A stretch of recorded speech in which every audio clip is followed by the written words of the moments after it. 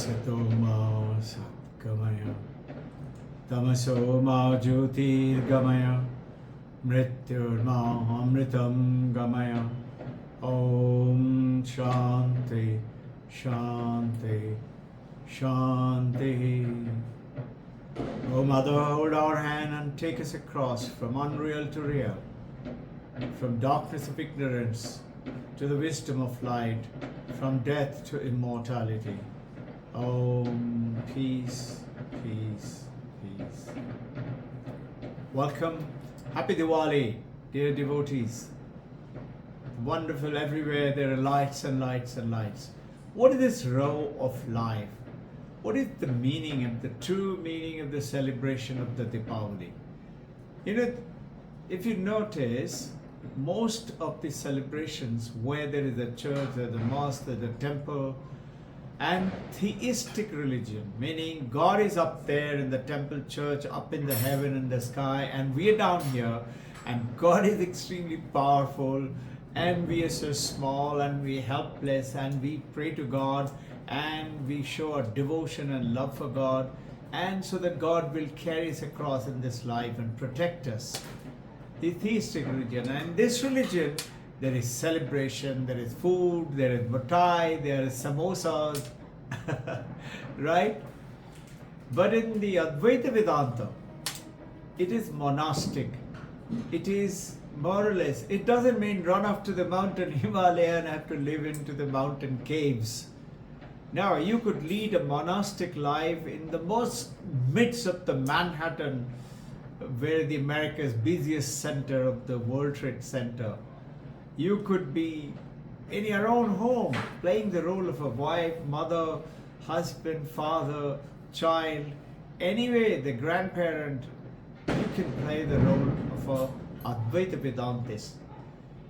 The difference is, in one case you know, and the other you do not know. You're ignorant.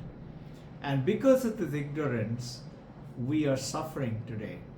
The moment you put yourself name, Robbin Ghosh, the moment you put Robbin Ghosh, you have separated yourself from the rest of the world. Isn't it? I am different. I am separate. It is true that your body is separate. Your gender is separate. Your name, your mind, your form, your intellect, your memory, they are separate. It is true. But what is not separate is the light within you, which is called Chit. And that Chit, when it influences on the mind to power the mind, called Chidabhasha, subconscious mind. You see, right now in this room, this computer is running, the recording is going on, the microphone is working, the light is working, the air condition is working. Each one of them have got different function, isn't it? Different properties. But look carefully.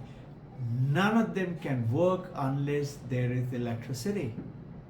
That electricity is the underlying principle, philosophy, or the power called the life for all these equipments to work. After all, this light was lying in the store, shop. It wasn't lit. It was bought by the electrician, came down and he fixed it in and then made the connection and then pressed the switch on. Then only the light came on. Just like that, you and I have that light within, but we are not aware of it. We're totally ignorant about it. Example, think, you say, Diwali time, I'm so happy. Everybody's happy, no? Joyful, enjoying, laughing, busting crackers, eating sweets, meeting people, giving gifts, exchanging of gifts going on. Everybody's got a smile on. Beautiful time. This is samsara celebration, theistic celebration, right? Now in this celebration, you say, I am so happy. Very simple statement. Now think for a second. Okay, understand Advaita Vedanta differences from this. Advaita Vedanta says, I am so happy. Who is this I?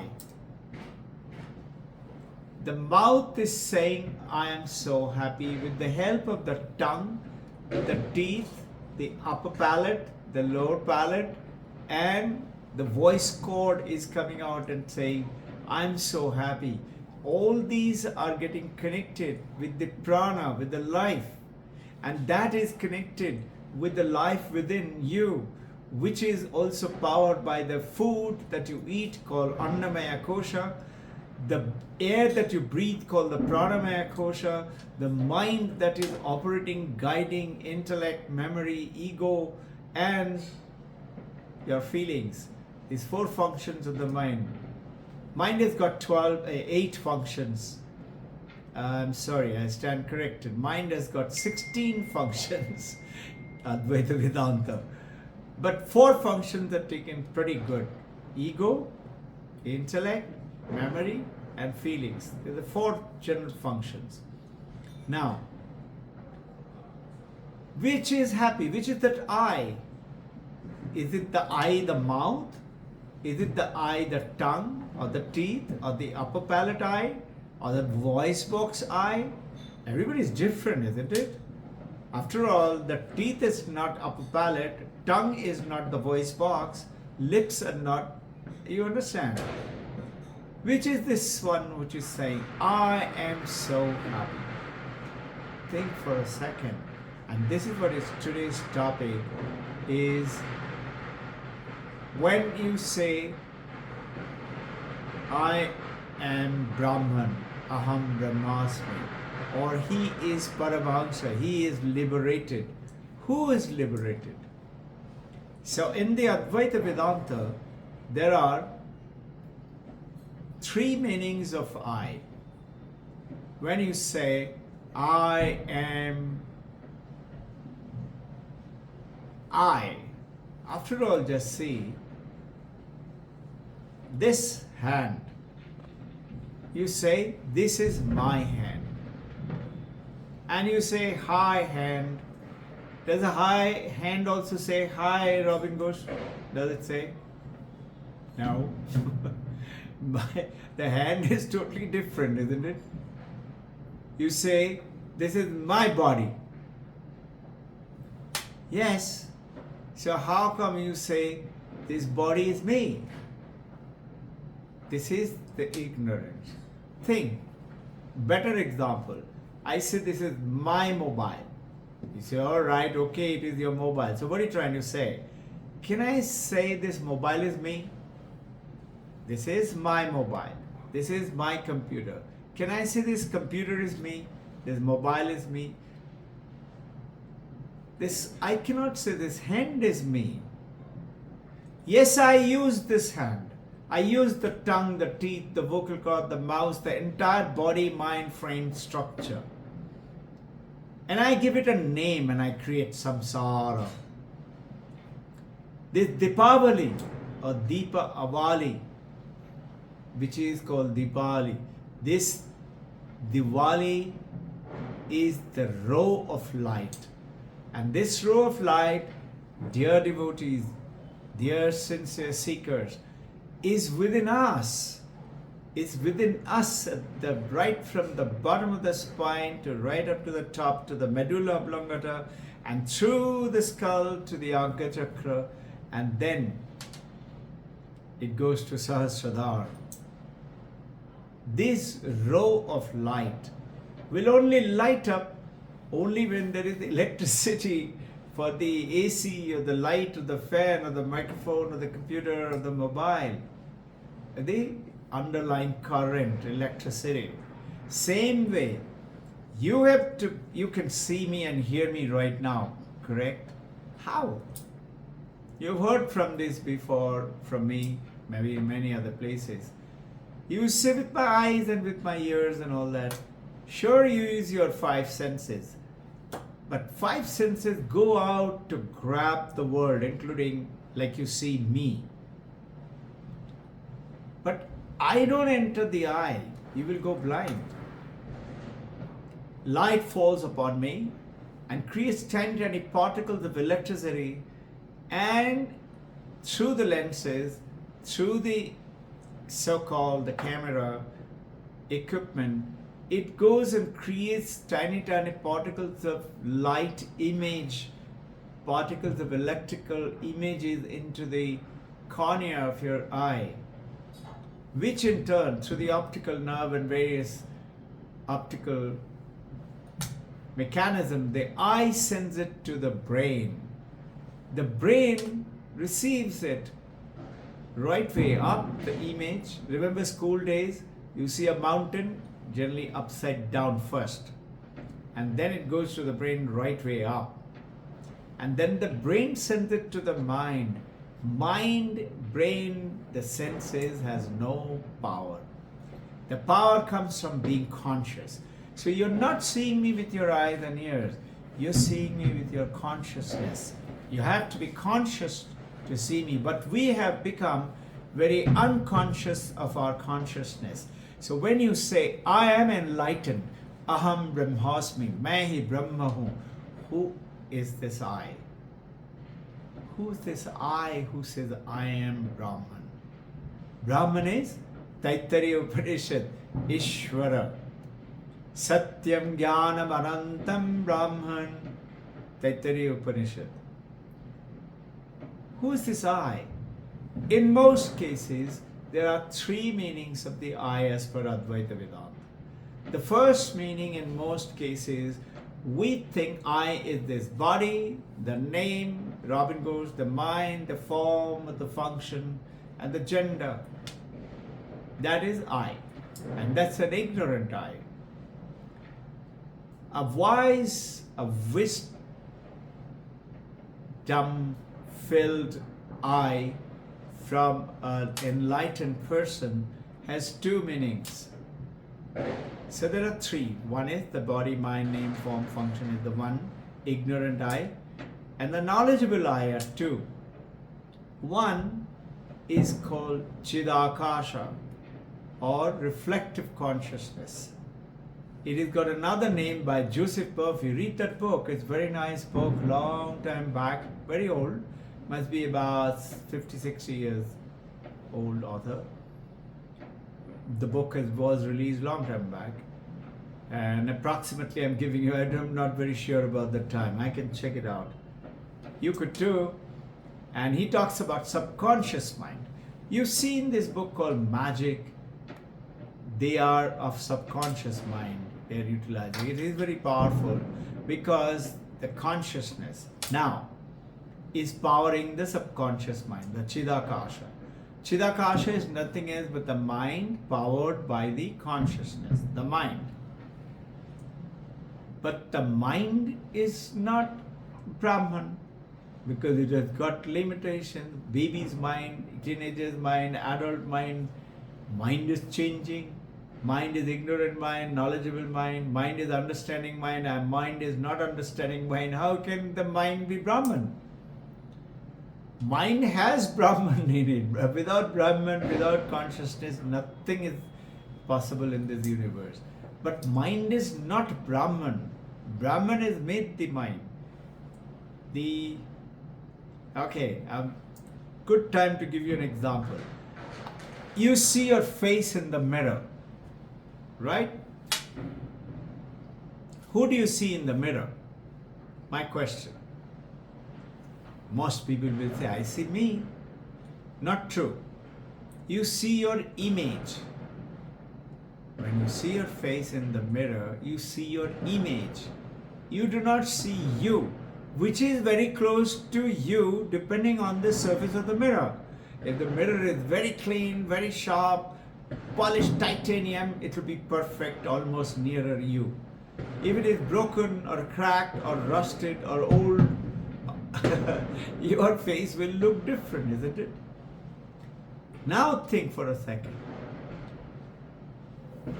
That image of your face in the mirror cannot do without you. Correct?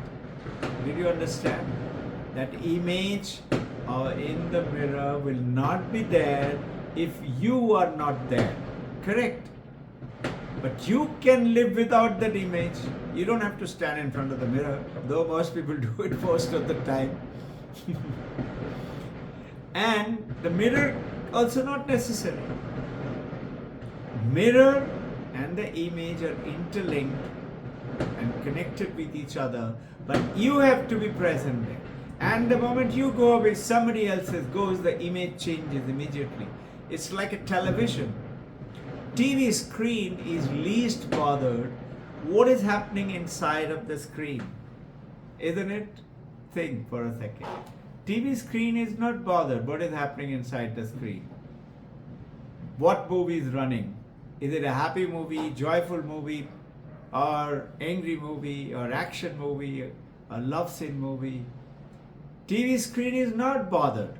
But without the TV screen, you cannot have a movie. Without the consciousness, you cannot be alive. The moment my consciousness is right at the end, I go into coma. And when it leaves my body, I'm dead. The consciousness is very important. So, 3 meanings of I when you say I am enlightened. One I is the ignorant I. The who is enlightened, who is Brahman. One is the subconscious mind.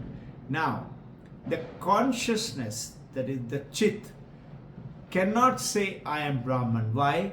Because it is beyond all. It doesn't have any actions, it doesn't think, it doesn't speak. It is totally detached, like Shiva. An example. Shiva, Brahman is even far more than that. Maybe takes the form of a Shiva and in the theistic language shows us Shiva. So, consciousness cannot speak. But the reflective consciousness speaks through the 5 senses in the brain. So who says consciousness can't? And reflective consciousness also can't. Why? Because it is not Brahman. So who says I am Brahman? Now reflect on it. Think, very interesting. It is the reflective consciousness alone. How? Just now you said it cannot because it is not perfect. Yes, it is true. But think for a second. You see a full moonlight. Full moon. Beautiful, brilliant, shining, huge moon. Do you say how beautiful moonlight, or do you say how beautiful sunlight? You say how stupid, how can it be so funny? It is moonlight, but how can you say that? Moon doesn't have its light. It is the sun's light which falls on the moon and which comes to you in your words moonlight, but it is not the moonlight. So it is the sunlight alone. So if the moonlight says that I am the sunlight, it is not going to be wrong. It is correct. Same way, if Chidakasha says that I am the enlightened one, the mind which is influenced, because the consciousness cannot say it. A very good example for you to understand consciousness is generally in Advaita Vedanta reflected as a light. Million trillion times more powerful than any light, including the sunlight. This light, like a sunlight, falls on the dirty puddle on the street. These days it is raining. Does the sunlight get dirty by falling onto the dirty puddle? No. Does the sunlight get drunk by falling on a pitcher of wine or whiskey or beer? No. Does the sunlight get holy by falling on river Ganga? No. The sunlight is ever pure, and ever detached. And so are you, because you are that Brahman. And this is the journey which we are going to take it off. So who is liberated when you say I? That I is actually the Chidakasha, the reflective consciousness is saying it, just like this universe, this earth is created through the very simple pure consciousness, the Chit. which is called Ishvara. And Jiva is you and I with the body, name, form, mind and action. The interaction between this Ishvara consciousness and the Jiva is this universe is created. Just think, 2022, last message for the evening of Diwali. Alan Aspect, Joel Zellinger and John Clinton. A Nobel Prize winner 2022, 6th of October in Sweden.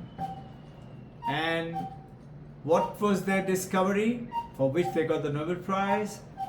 This world is not locally real. This world is not locally real. Please Google it. It's fantastic learning. They are saying for the world to be real, there has to be an observer. For yours and my world to be real, you and I have to be conscious.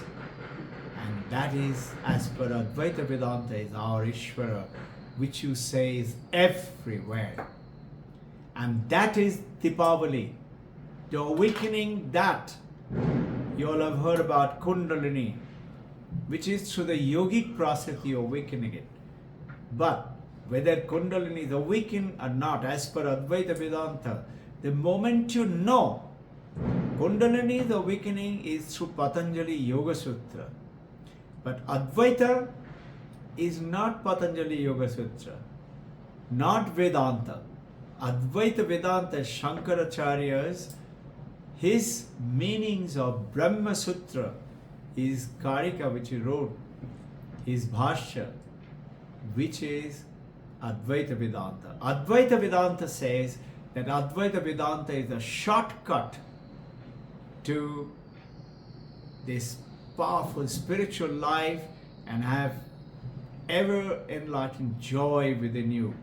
By doing what? Just by knowing. Knowing what? Exactly what we are sharing. Come, welcome. We'll see you on Sunday for some more delivering deeper into it. Jai Guru, Happy Diwali.